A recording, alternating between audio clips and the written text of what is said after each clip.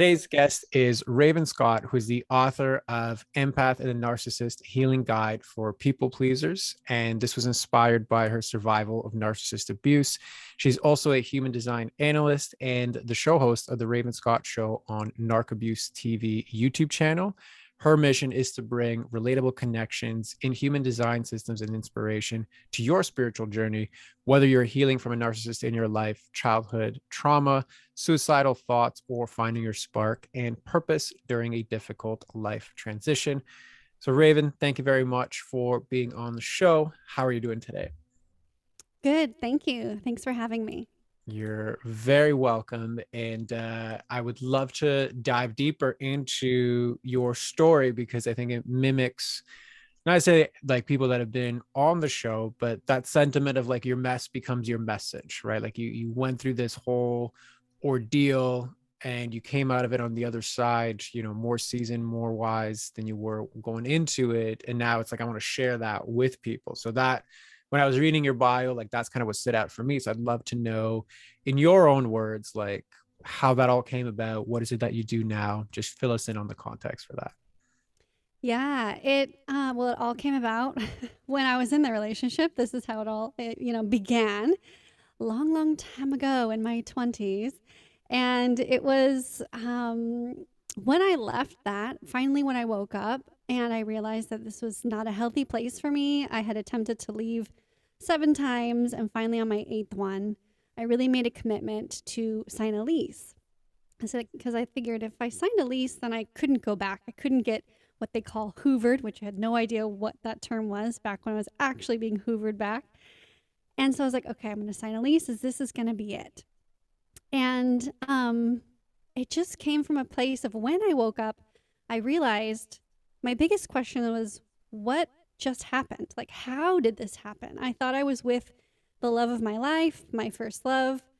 I thought that I grew up in a really nice, kind and loving home. So I was really confused. So it took me on this huge spiritual journey and self-development and improvement journey that has, brought me to a place of healing that I feel like now I'm equipped to help others, because I think a lot of us, I don't understand what happened because it's all so subconscious. It's like conditioning. You're used to that in, all different types of households. And then you get into it in a partnership.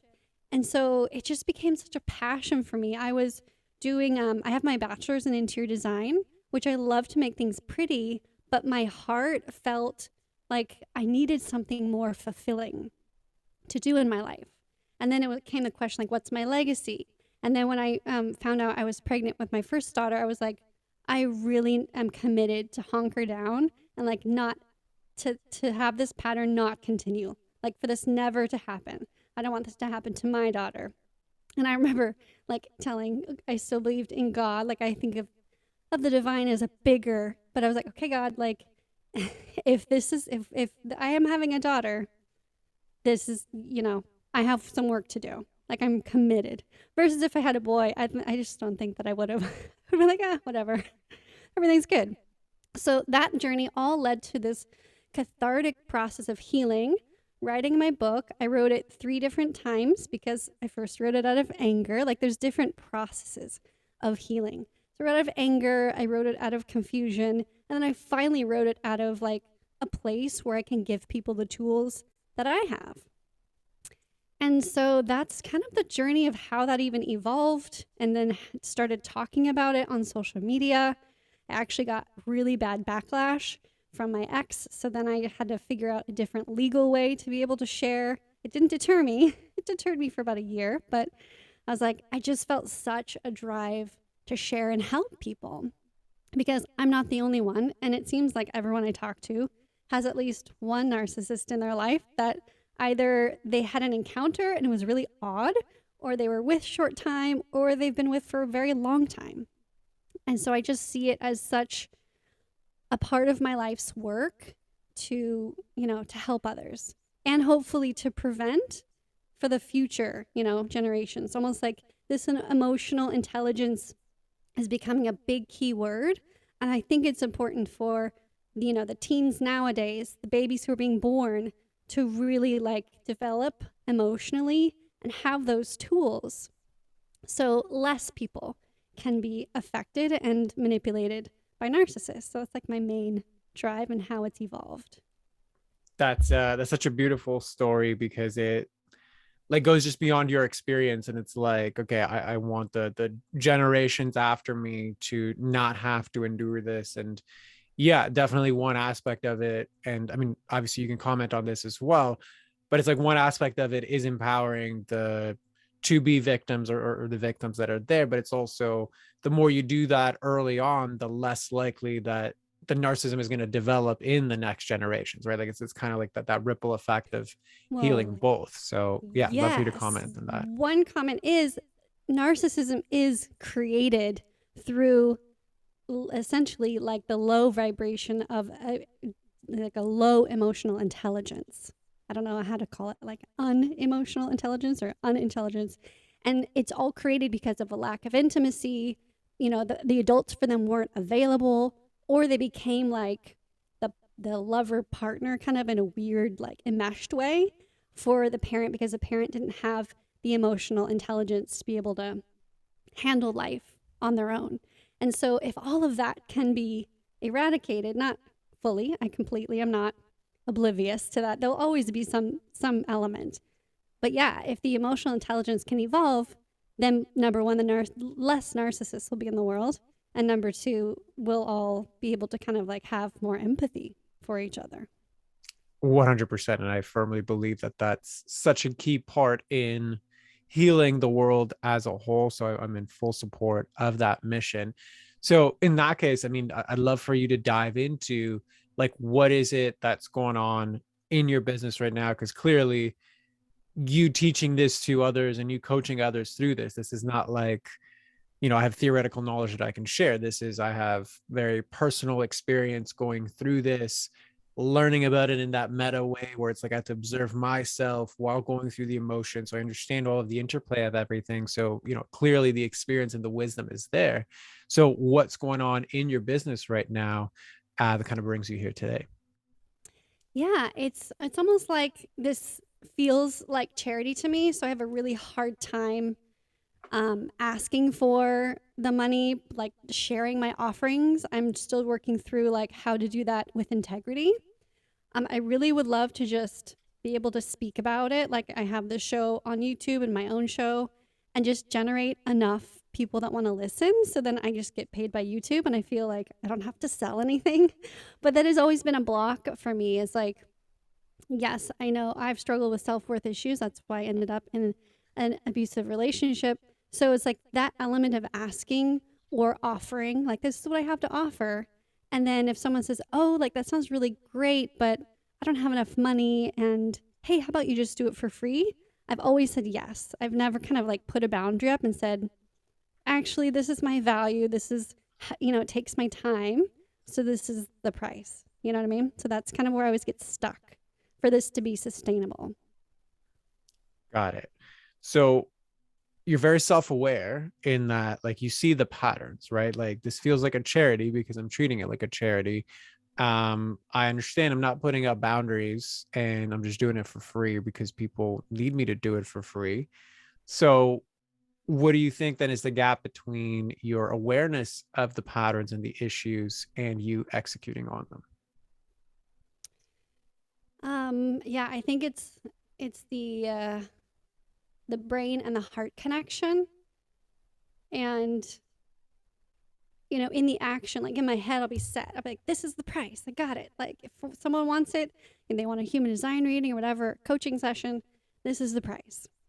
And I present the price, and then they're like, oh, that's like too much. I don't have that money. I really know that you are valuable. And so then I kind of just don't follow through with what's in my head. I just go, okay, like I want to help. I want to do it. So then I just do it because I feel like, I don't know, it's like a weird sense of urgency or grappling. So what's so urgent in that moment? The need to help them. Like I can see that they're struggling, and I feel like if they're asking, this must be the right timing.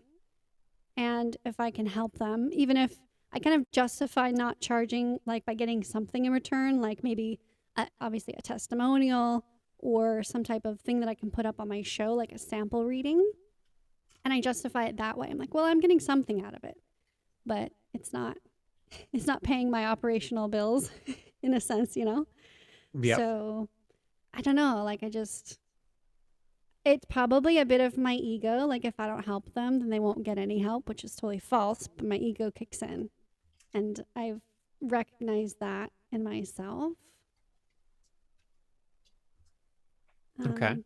Yeah. Anything else? Um, I don't know. Like, it's just like this invisible block about if it's almost like if you build it, they will come. But I'm either not patient enough and I haven't given it time for them to come. And so then I'll like change up the offer. I'm like, well, that didn't work. So let me change this, this funnel, this offer, this whatever.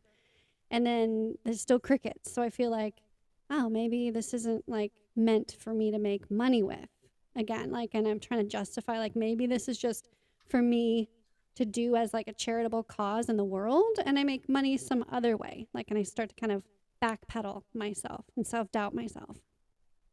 And does that resonate with you or not really? What I just described about myself. The aspect of, oh yeah, it's probably just not meant for me to make money with this. Like I should just get a job and then do this on the side for, charity and fun. Well, it doesn't, because I think it's my fear. It doesn't really resonate with me if I'm really standing firm in my confidence and my power. It's just a fear. And I think it doesn't really resonate with me. I don't think it's gonna happen overnight. I'm not, delusional. But the signs need to come a little bit quicker, maybe, for me to truly have faith. Yeah. Okay. And what are the benefits you're getting from being stuck in this situation? There's really no benefit at all. I spend my time doing something that I'm not getting monetary exchange out of, and then I get burnt out, take a break for a while, come back to it. Like I said, I'm, shifting and changing my offers probably too frequently, and no one can catch up.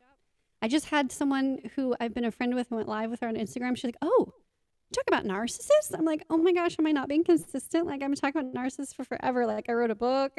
She's like, I thought you only did human design. And you forget, like, there's so much noise out there. When you say something one time, that doesn't mean that everyone heard you. If you say something 7 times, I'm sure it still doesn't mean that everyone's heard you. So that's really frustrating for me. Like, I don't like that. Got it. So there's also like the consistency in how you show up and also what you're speaking about. Right. Okay. Because, right, like I'm trying all these different models, and I've, worked with other coaches, and they always like steer me like a different way that's not authentic to me. So then I like changed my name, I changed this title, I changed that just to try and like have success, but it's not really authentically me. And so I think so far my pattern has been inconsistency. Yeah. Trying to succeed. Got it. Okay. So if we go back to that sentiment of like, what's the benefit of staying in the situation that you're in now?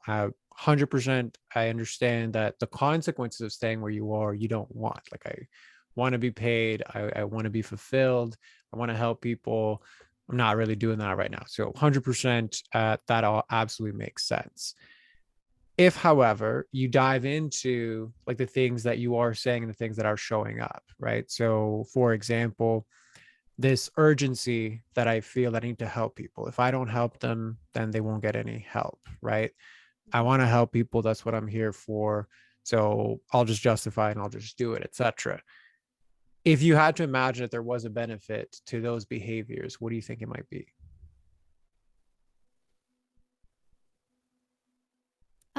I mean, I think the benefit would be just community service. I am changing lives, even if I am receiving zero, income from it.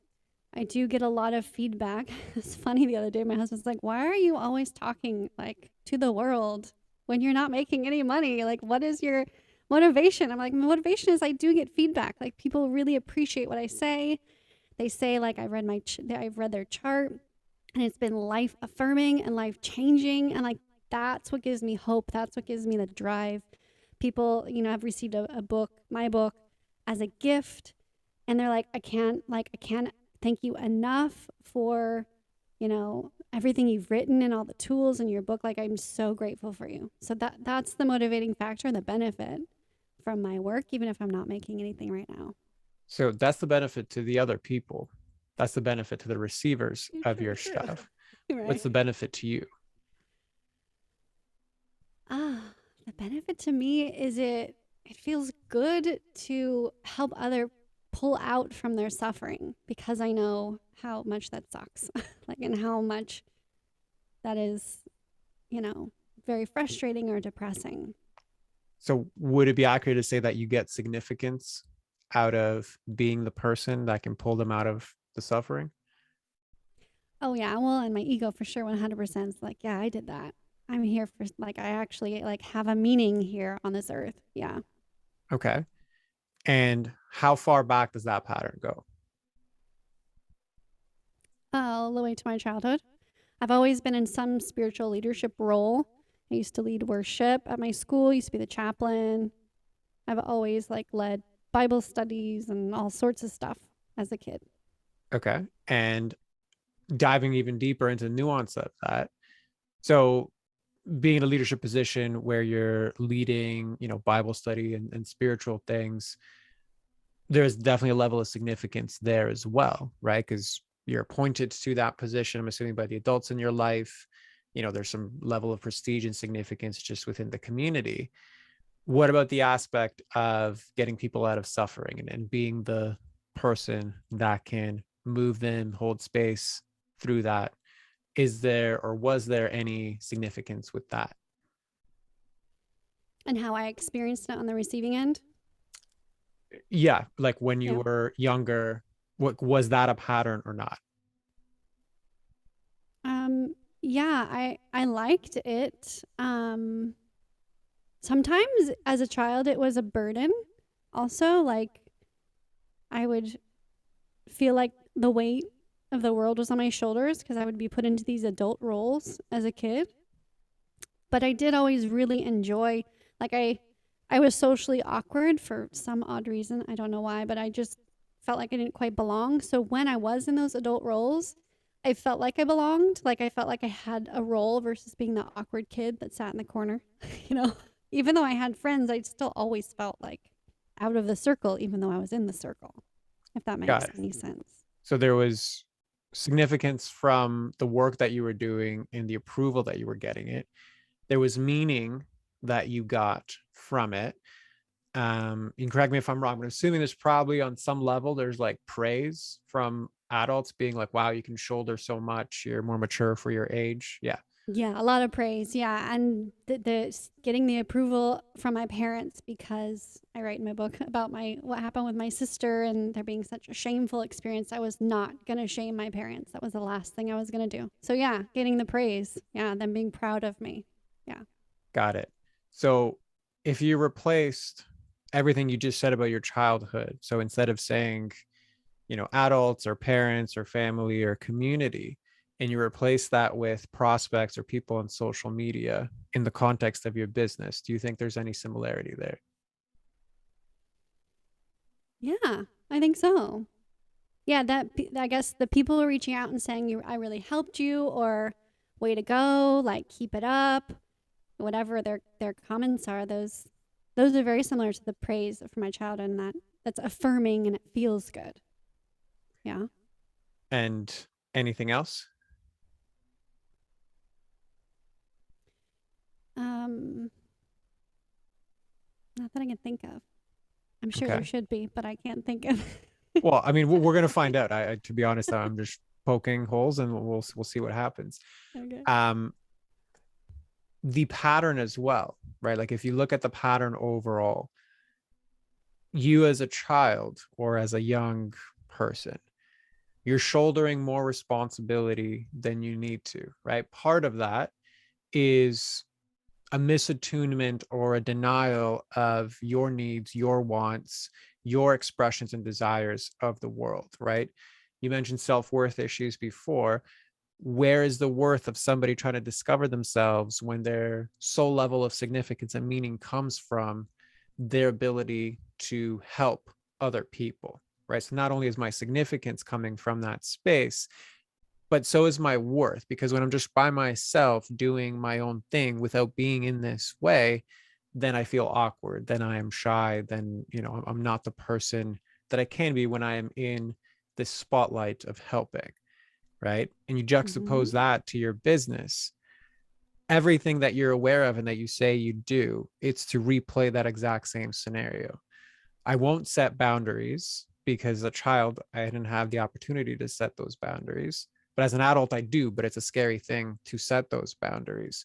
I will push aside my own needs for money, for, the fair energetic exchange for the things that I do, because this is the way that I get meaning. This is the way that I get significance. And it's scary if I have to rely on myself to get those particular things.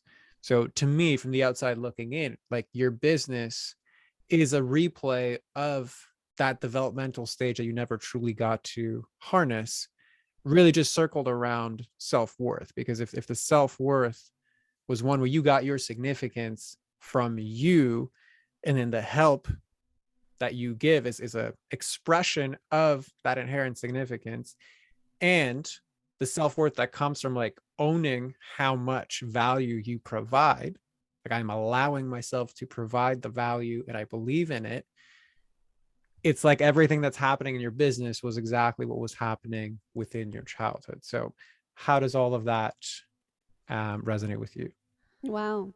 Yeah, I see it. I see it. It's hard to accept because I'm like, no, but I'm like really good at boundaries now. And I say no to a lot of people. And maybe it's directly related to if I think that they're a narcissist versus like, nice people to nice people, those boundaries are down versus up. Yeah, it does. Yeah. And I've been doing a lot of healing even recently with it always seems to go back right to the family and the origins, but I haven't ever really looked at that being like a lack of development, my stepping up and being a leader as a child. But you're absolutely right. Right. And the part that I would kind of add the nuance to again is the sentiment of stepping up as a child. Like children don't step up to like achieve certain things, like maybe in some rare context of like, I don't know, athletics or something like that, but even then I would say it's questionable. Like stepping up to achieve something or do something or be somebody, that's a very adult way of looking at the world, right? Generally when we see children stepping up, they're stepping up in suppression of their own needs and expressions, and it's to satisfy whatever safety paradigm they have to coincide with their Mhm. caretakers. So what comes up for you when I share That that? totally resonates. Like I think back and like if I was being selfish and I wasn't raised in a Christian household or had the traumatic thing that happened with my sister and the shame and all the rules and all the stuff I get mad about, um, then I would have been probably like one of the popular like cool girls at school who did like naughty things because that's fun for me. I have a weird sense of humor. Like I would have wanted to like do things that were adventurous and kind of scary and you know, yeah, I would have been a totally different person if all of those constraints weren't put on me. And I think being in leadership, I still saw like the popular girls at the church, whatever. And I would be jealous in a sense, like, oh, I wish that I was part of that group, but oh, that's like so bad. So I shouldn't. So I'm happy. I'm the leader. I was like justifying all of it, right? Yeah, so again the justification pattern remerges again, right? Like I'm Mm-hmm. justifying things that I shouldn't really want in business, and I'm putting myself aside for the reliving of that, and even the whole popularity bit, right?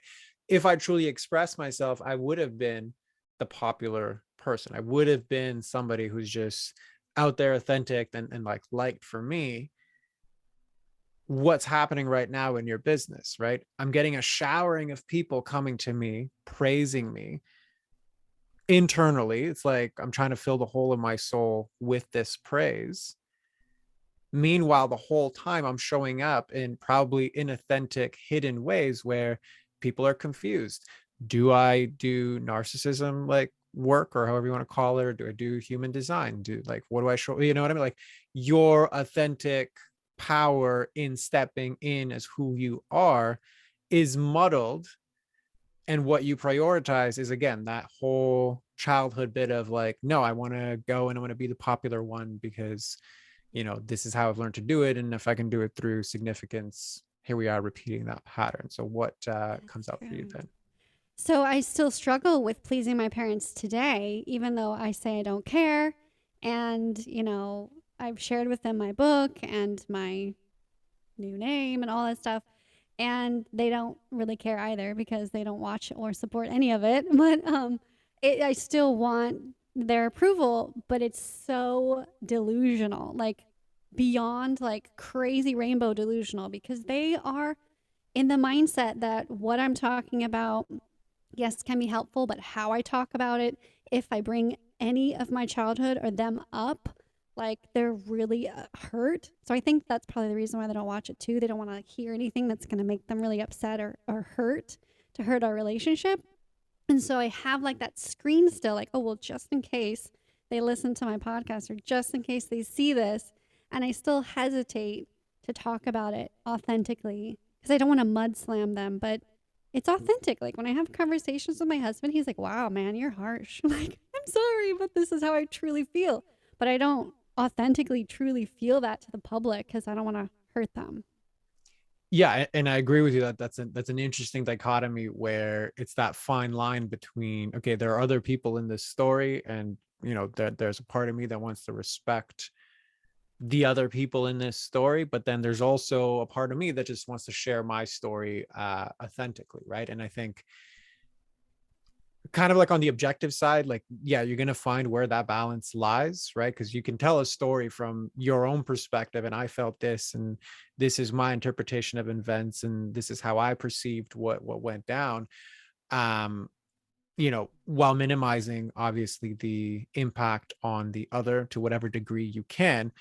But I think the more important piece is, like, I am filtering myself in the way that I show up because of all of these things, right? And when you start to combine all of that together, so the inconsistency with my offer and how I show up, if I continuously be confused, then my parents can't get mad at me, and we don't have to have these awkward conversations, right? Good point. Yeah. Right, all of the aspects of, well, I continue to get significant and be popular because people are constantly coming to me for this free work, so I'll just continue talking to free people, because that's filling that void.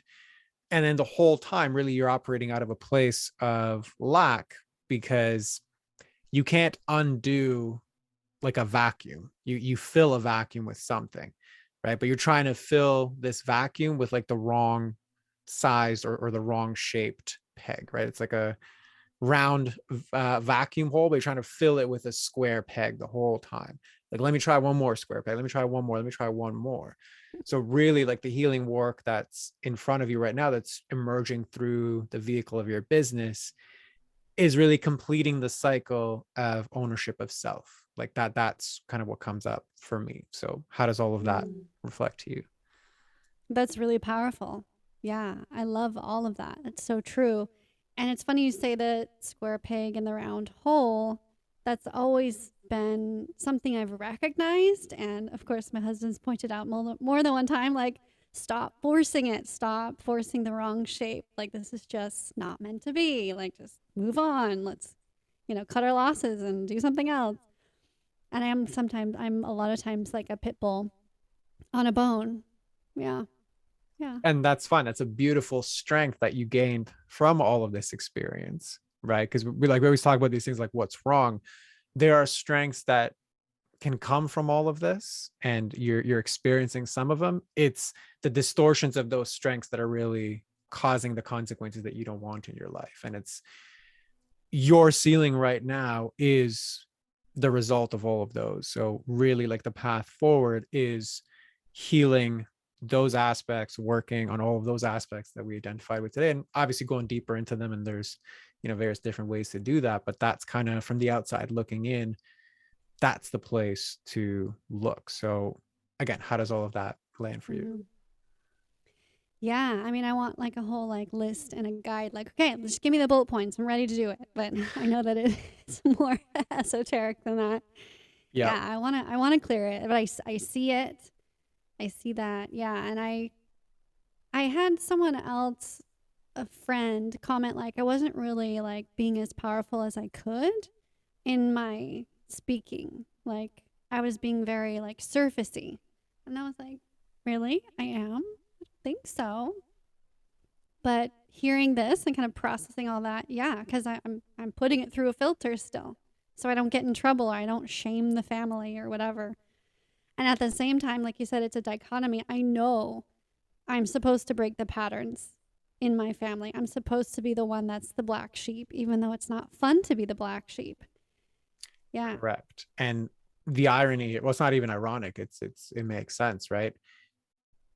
Your success in doing this, like in doing, let's just say your soul's calling in this chapter of your life, your success in it makes all of your worst nightmares come true.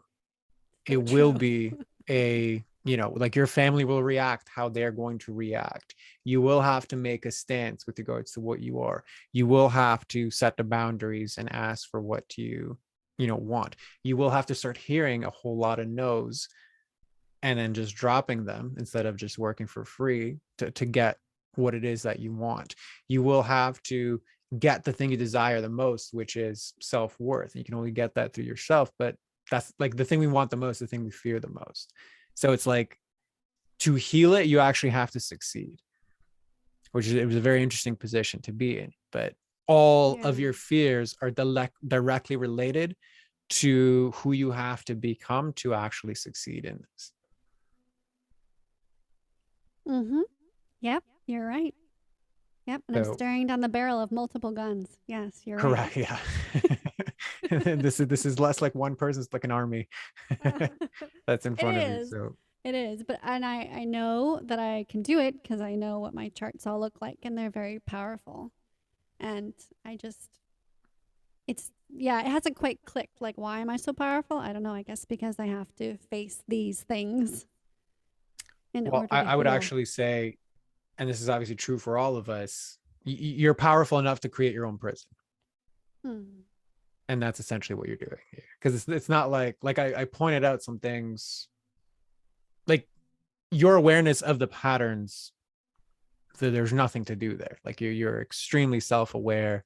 This is not your first rodeo into diving into work like this, right? Yeah. The external perspective that I provided was looking in the places you didn't want to look, right? Because if you did look there, then this is what comes up, right? I am so powerful, I can create my own prison. And obviously that's true for all of us. This is just how it's playing out for you. Hmm. Yeah, I love that. Well, right now, at this moment, it's really easy because not a lot of them really talk to me. So, I mean, I feel like that's, oh my gosh, and it's 11:11 and I'm like expanding right now. So, yeah. There Yeah, you go. it's, Very nice. yeah. Well, listen, there's only so much stuff we can do within a container like this of the podcast. So does this feel complete for you, or is there still something left outstanding? No, this feels complete. And as I process it and, yeah, move through my day and the consecutive days, I think it'll be a lot more solidified. Intuition's going to tell me what I need to do. I really appreciate you. Beautiful. You're very welcome. So in that case, just to kind of like I always like for people to sum it up in their own words. So if you can give us a breakdown, like what were you like coming into this process, and then what were your highlights and takeaways from going through it? Oh yeah, I coming into this process, I actually had no idea what I would be revealed because I felt pretty solid in my healing process. But I love that you've taken off the blinders. I love taking off blinders and that you've taken those off so I can really and they've been a regular pattern recently. Like the universe has been trying to show me and I've been healing in certain areas but not this area where it's like what was revealed to me is that thing that I always praised myself for as being a leader as a child was actually detrimental to my, you know, the maturing of my emotions. And now I get to rewrite that and I get to mature. So thank you. That's a beautiful spot to be in. So you're very welcome. And you can now close us off and just let us know where people can find you, who's the best person to find you. Floor is yours for that. Yeah, you can find me on YouTube at The Raven Scott Show. I also have my own show over on Narc Abuse TV. That's a huge wealth amount of information on narcissistic abuse. You can find me on Instagram at Raven Scott Show. Beautiful. Well, we'll include all that in the show notes. Raven, thank you very much for coming on. And you guys can feel free to stay for the wrap up that I do post episodes. Otherwise, we'll see you on the next one.